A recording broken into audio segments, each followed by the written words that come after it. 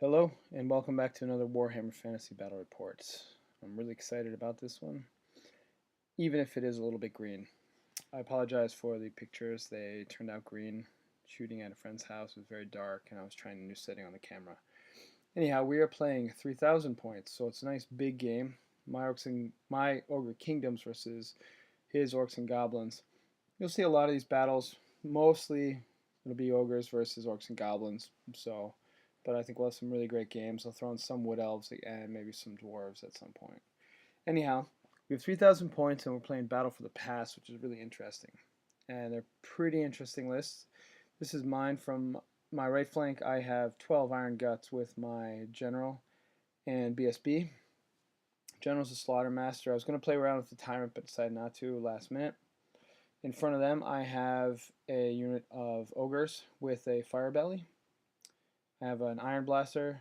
I have, you can see on the right here in this picture, a couple of Gnoblar Trappers. My Mournfang Cavalry with the Dragonhind Banner. Again, I'm still on the fence there. 4 Lead Belchers, 3 Yetis, and I have 6 Scouting Immunopsychology Man-Eaters. Now, I put these guys all on this side, right around next to this little wizard tower, so that I could get the +2 magic resistance. Figuring he was going to be throwing Foot of Gork at me and all that, and just wanted to have him protected there, and it ended up being pretty okay. We had this river. There was a normal river that ran across the whole board, affected us equally, but I made sure to set up so that it would be affecting him first. He couldn't march over it, and then you'd hopefully be able to set up to hit me. So he vanguards up a few wolves. Behind the wolves, he has 20 goblins. Then he has a massive unit of 50 Savage Orc Biggins. Another 20 goblins. In the Savage Orcs is his general, who is Grimgaz, or whatever his name is, and a Savage Orc Shaman, so they have the 5-up ward save. So the big unit on his right flank is a unit of Black Orcs, that's the Immortals. Then I'll have much more to say about that later. Behind that is another 25 Orcs. He's 2 Rock Lobbers and a single Troll. So he's got a hugely fighty list. Pretty interesting. Some really impressive, powerful units here. And this is just going to be a real exciting match. So this is his right flank. I put my Man-Eaters over here with the Flaming Banner so I could take out his Troll here. And then behind the Troll you can see there's a lone character on a boar. That's a Great Shaman. He ends up getting first attack. This statue here is a Sinister statue, so anyone within 6 inches at the start of any movement turn gets sapped. It never does anything because nobody actually gets hit. And then by the end of the game, we kind of overlook doing it. I think it was getting really late. We started late. And, you know, in the heat of battle, there's something consequential and random. So, the Orc Kid first turn, they come up a little bit, they cast a few spells, and pretty much each turn I let these spells through. He casts whatever it is from the small wog, the little wog, on the Lead Belchers to give them -1 to hit and wound, or to wound or whatever. So my shooting makes that a little bit harder, and then the Mournfang get -D6 to movement and initiative. Now, mind you, one thing he forgot to do is at each point, if he successfully casts a spell from the little wog, he should be stealing a dispel dice of mine. Now, that never happened, and consequently, I just let him through every time. But we realized afterwards that that is just a brutal lore, and you can really do a whole lot with it. So, here is the entire board after his first turn. I forgot to mention my 2 Saber Tusks, but they are there. Basically, my thought here is to let him slowly come to me, try to redirect and misdirect where I can, so that I can then charge in with my Iron Guts and my Mournfang Cavalry. I figure I can charge my Bulls forward, and then zip out from behind with the Iron Guts, keep everyone with +2 magic resistance as much as possible, and then use my man-eaters because they are so awesome. As you can see here, they moved up behind the statue. They charge the troll, and with a bazillion attacks and the flaming banner, it is pretty awesome. That's exactly what I'm trying to do. The biggest thing I've learned is the scouting guys, and I learned this from playing with Wood Elves, is you really just want to not necessarily get up right in front of them, but make sure you're where you want to be. And it's very strategic to be scouting, even if that forfeits your +1 to the roll. So this is now my turn 1, and you can see the little die marking the number on the top of the statue. Now I've beat the troll, and I intentionally do not overrun. Now it'd be really great to overrun into the side of these black orcs. First, I did not realize that there were 750 points. Secondly, I could have come crashing into his shaman here on the boar right out the end. There's nothing he'd be able to do about that, and I could probably kill that guy, but I opted instead to wait. So this is his turn 2. He moves forward. Mind you, on my turn 1, I'll interject real quick here. On the river, you see there's a little token. I cast the flaming cage or whatever it's called. So if his savage orcs move, each one takes a strength 4 hit. Each model. So that's pretty key throughout the whole game. I'm really successful in getting that off. On my left flank, I'm thinking right now I've redirected his black orcs. And that, perhaps is worth not charging them in the flank. Yeah, I'm always nervous what to do and how bad they're going to be. So, I don't know. I thought I'd try that bizarre thing. So, still his turn. He shoots. He kills off a couple Noblars. No big deal. I'm just keeping them up here so I can move them a little bit, take the first charge, and cause a dangerous train check. That's fine. They don't really do anything throughout the whole game except for die. I take the 2 saber tusks. This is the rightmost one, and I move him up. I set out all these fanatics, and fanatics are just great. And I'll have quite a bit more to say about fanatics at the end. Hopefully I'll get to that. They even end up going through his wolves and kill all but one of them, and I'm able to you then use it for redirecting, but it doesn't get too far. This one I move up here, so it'll act as redirector against the black orcs should I lose, and none of the fanatics reach me, which is okay. I think that they're fantastic, and I think that the night goblins need to be sent out immediately in front of everyone so it won't hinder his forces, because they're so random and so radical that you really want to get them out so they're not going to affect you, and then drop them in front of me almost by force, and then I'm stuck there. It's almost a built-in Comet of Cassandora. You can see here I'm just holding back. I'm slowly creeping forward with all my units just to be ready. Be ready for multiple charges. Be ready for whatever may come at me. And I'm really hanging out close, trying to make sure I keep this +2 magic resistance. Mind you, I don't think I ever use it throughout the whole game, but got a sweet piece of terrain from an aquarium store, and that is good enough for me. Same with the statue. Makes really good stuff. So looking at the left flank, you can see what it would look like if you were the Lead Belchers or the Yetis. Again, I don't really know what to do with the Yetis. I want them to get into combat, but not in the front. These units are all too big for me. And so I'm going to try to send them back, maybe poach off, do some attacking on the catapults. My man-eaters come charging in. I have an extra attack in the front rank and great weapons in 2 of the back rank. I could not afford the 3rd great weapon. And true to cause, the man-eaters go in and they deal out 17 wounds, which is just so cool. And it's really great, except for when you're fighting black orcs and they turn around and do 15 wounds back at you. So I end up with 1 man-eater with... No, he may do 17 wounds on me. I do a lot of wounds on him. He does 17 wounds on me. I have one guy left with one wound. Of course, I lose. He chases me, runs me down, and ends up. I cannot remember. I think he ends up not quite touching, but right next to my saber tusk. So I've lost a very expensive unit of man-eaters, and I really wish that weren't the case. I probably could have accomplished this, or nearly this, with just the saber tusk, but it was fun throwing the man-eaters in there, and what better way to learn your opponent than just get stuck in there head-to-head. Now, the man-eaters are tough. If I'd gone on the flank with that many attacks, and if I killed 15, I would have won combat. He would have been steadfast, which would make things really tough, but who knows what would happen next time. But I did not. And that gives us what we have here.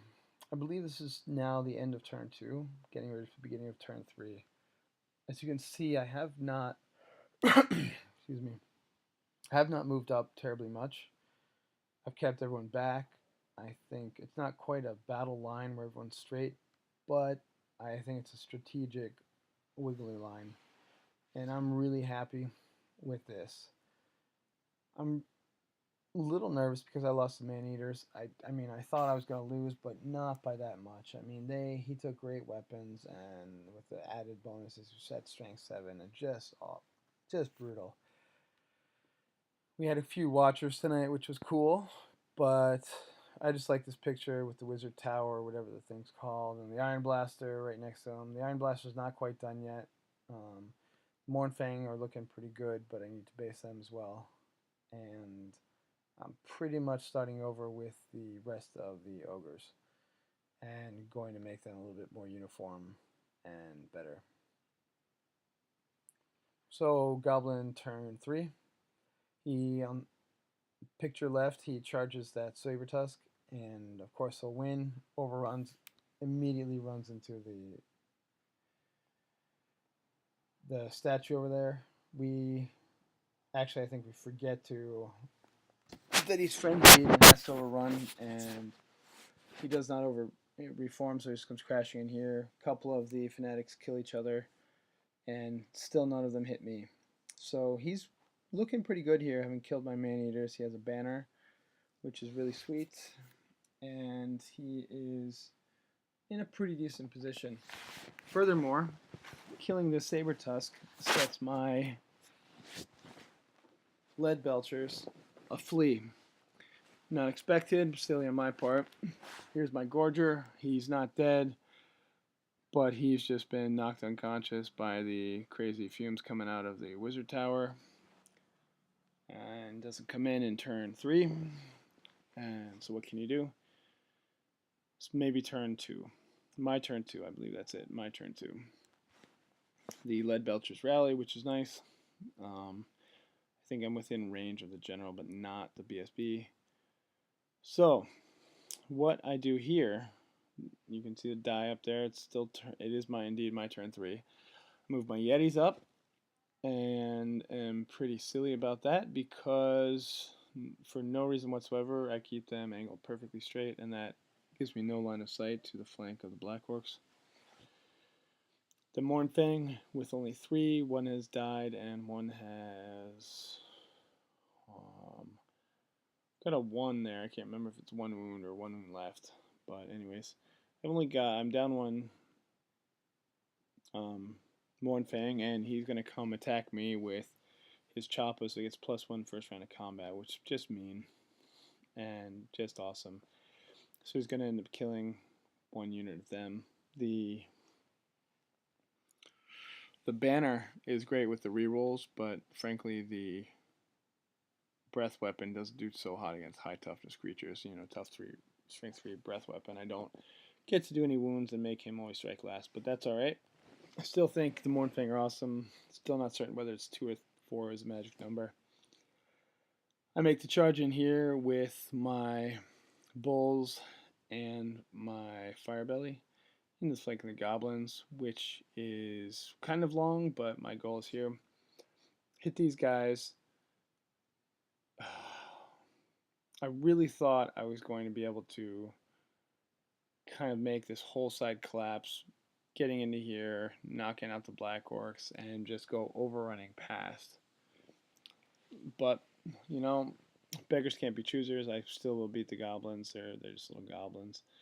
And I have the Sabertooths guarding my rear. So things could be worse, especially when my Iron Blaster finally shoots right and kills off one of the Rock Labas. So, all in all, my turn 3 is pretty huge. I kill a ton of Black Orcs, they stay steadfast, and with a rerollable 10, they're pretty much good to go. These guys have overrun, and they're now sitting ducks in front of Savage Orcs, who charge. The only thing I can do is flee. I really didn't want to, but I had to flee, which then leaves this. He has a fulminating flame cage on him, denominated by the token, and he's going to take a strength 4 hit, charge at my Saber Tusk, and then overrun. Now, this is where an absolutely critical thing happens. Didn't really dawn on me until a little bit thereafter. Actually, what I was really afraid of, which didn't happen, and it really dawned on me thereafter, was that he would charge with these guys, hit the Saber Tusk, overrun, and then hit the back of my Mournfang. That would have been 100% catastrophic. There's no way I could survive all those guys on my back. You know, maybe I could do some serious damage, but I need to go in full charge, 4 guys, rerollable 1s, and just be able to take these guys out. So if you imagine with me, if they hit the Saber Tusk, they'll kill him almost instantaneously. Overrun, hit the back of the Mournfang, maybe even clip the bulls and make the bulls go away because they're fleeing. I should have seen this. I should have done a better job building up to it, and I'll keep an eye out for it. So, true to form, he charges the Saber Tusk, and I'm thinking, oh geez, what am I going to do? Bye-bye Saber Tusk. You notice he loses 2 whole ranks, so he loses almost 20 guys to the strength 4 hits, which I cannot be happier about. It's really great. However, one thing he does is he charges his Black Orcs, his regular Orc boys, who are the ones now on the flank of my Mournfang. He charges into my Mournfang. I fully understand where he's coming from. He thinks he's got this group of Orcs, and it's going to charge into the flank of the Mournfang, and the Mournfang are going to capitulate. I think so too. One has 2 wounds on him, so I think I'm marking the number of wounds. No, wounds left. One has 1 wound, 2 wounds left, and there's a whole nother. There's my BSB. And here's an overview.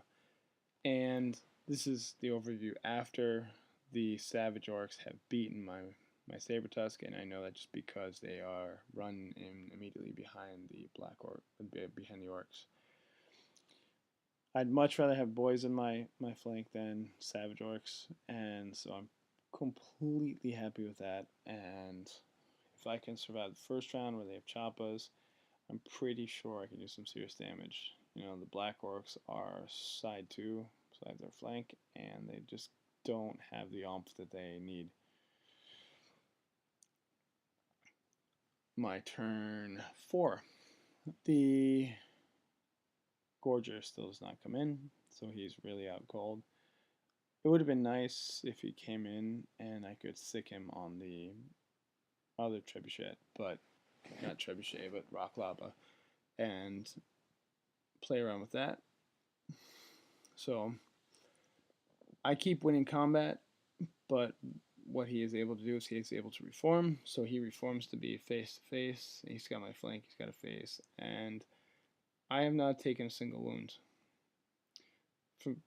Really, the number of wounds that I do outnumbers and all of the static combat resolution that he has, and so I am pretty amazed I survived actually several rounds like this. You can see here's the overview. What I do here is I have the flank of his unit. I charge through this Fanatic into the Savage Orc unit. The Savage Orc unit is protected because it has a 5+ ward save, but I'm now in his flank with all these Ogre shots. It's a long charge. I needed a 9 or so, and I got the 9. The real key is that he has his BSB and his general in his unit, And Iron Guts, especially 12 strong with a couple of characters, just barreling into you is never, ever, ever a good place to be. So, the Bulls rally. Nobblers are back there, the Iron Blasters there, the Lead Belchers are there to fight if need be. My goal, and the Yeti's up above the statue, all ready to go. So I'm ready to go and attack every single flank if I can survive this round. And this is turn 4, maybe? Can't remember. It's turn 4 or 5. Anyhow, this is after combat, and I've absolutely destroyed his Savage Orcs. I've killed down a whole bunch, and he no longer has Steadfast, and this is my very gracious opponent reaching down to collect his guys. He concedes at this point, realizing that even though he's got a lot of points fixed up in his Black Orcs, he's got to be careful. I've already defeated his general. I've already defeated all his stuff. I'm whittling down his Black Orcs. Chances are I'm going to win the whole thing. So he gives up here, says good game. It was a really great game. I thought I was going to lose most of the time, but a couple big key things. The Night Goblins need to go out first to set out a blockade so he can shoot at me and then control where he comes into fights, not the other way around. Also, his spell casting was really great. That one little thing about the little wog can build upon, and then the charging in with the orcs. I think a couple things, couple bad rolls, but all in all, it was a great game. Thanks for watching.